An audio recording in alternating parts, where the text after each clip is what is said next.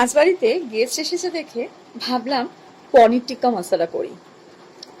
তাহলে চলো নিয়ে নিই কিউব করে কেটে রাখা পনির।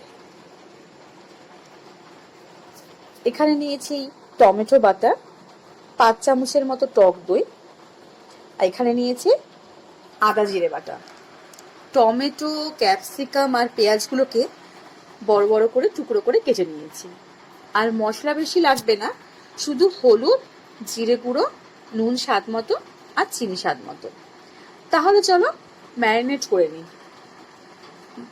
বাটিটার মধ্যে টক দইটা পুরো দিয়ে দিলাম। রেখে দেওয়া মশলাগুলো সবগুলোকে দিয়ে দেবো। এবার কিন্তু ভালো করে মেশাতে হবে। ভালো করে মিশিয়ে নিচ্ছি যাতে পুরো মিশ্রণটা ভালোভাবে তৈরি হয়ে যায়। এবার কিউব করে কেটে রাখা পনিরগুলোকে বাটির মধ্যে দিয়ে দিলাম। ভালো করে মাখাতে হবে কিন্তু। পনিরগুলোতে অনেক একটু জল ছেড়ে গিয়েছিল, অনেকটা দেখে নিয়েছি। ভালো করে মাখিয়ে নিচ্ছি।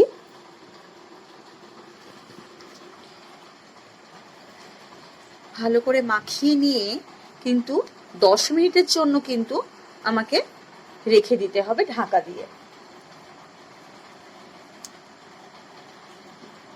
কড়াইতে সর্ষের তেল দিয়ে নিলাম। গোটা গরম মশলা একটু থেতো করে দিয়ে দিয়েছি।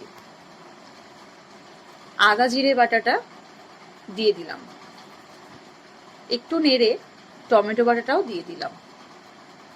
এবার কিন্তু লো ফ্লেমে নাড়তে হবে। কেটে রাখা ক্যাপসিকামটা দিয়ে দেবো। এবার 2 মিনিটের মতো হালকা আঁচে ভাজতে হবে।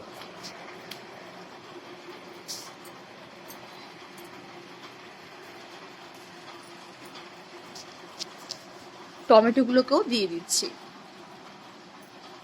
এবারও 2 মিনিটের মতো কিন্তু নেড়ে চেড়ে নেব,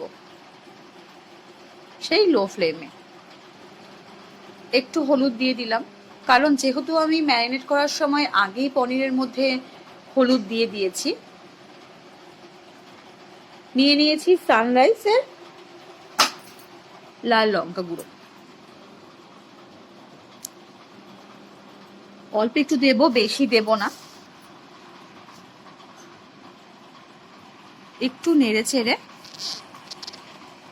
ম্যাগি মশলা দিয়ে দেবো। ম্যাগি মশলা কিন্তু আমি পুরোটাই ব্যবহার করব। ম্যাগি মশলাটা যদিও অপশনাল, তোমরা চাইলে কিন্তু কারি পাতাও দিয়ে দিতে পারো। এতে কি হয়, সেন্টটা ভালো আসে। আমার কাছে ছিল না আজকে, তাই আমাকে ম্যাগি মশলাটাই ব্যবহার করতে হলো। রেখে দেওয়া পেঁয়াজগুলোকেও দিয়ে দিলাম। এবার কিন্তু হালকা আছে ভাজতে হবে। ভাজা প্রায় হয়ে এসেছে। একটু অল্প তেল দিলাম, মনে হলো যেন একটু তেলটা দিলে দেখতে ভালোও লাগবে। আমি খুব একটা তেল ব্যবহার করি না, যাই হোক। এবার ম্যারিনেট করা পনিরটা কিন্তু আমি দিয়ে দেবো। যেহেতু পনিরগুলো আমি ভাজিনি, প্রথমেই ম্যারিনেট করে নিয়েছি ডাইরেক্ট, তাই পনিরগুলো কিন্তু একটু নরম। আমাকে কিন্তু আস্তে আস্তে কষাতে হবে। 1 মিনিটের মতো একটু নেড়ে ছেড়ে নেব। যেই বাটিতে আমি ম্যারিনেট করেছি সেই বাটিতেই 1/2 কাপ জল নিয়ে নেব।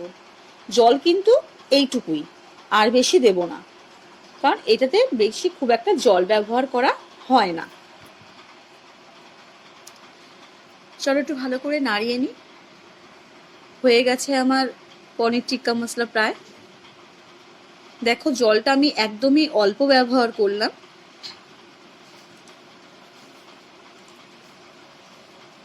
তোমরা কে কোথা থেকে দেখছো আমাকে জানিও প্লিজ।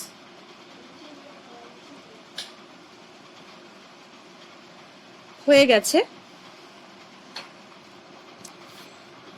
আমার পনির টিক্কা মশলা। এটা কিন্তু লুচি দিয়ে খেতেও ভালো লাগে। আজ আমি লুচিই করেছিলাম, রাতে সবাই লুচি দিয়েই খাবে।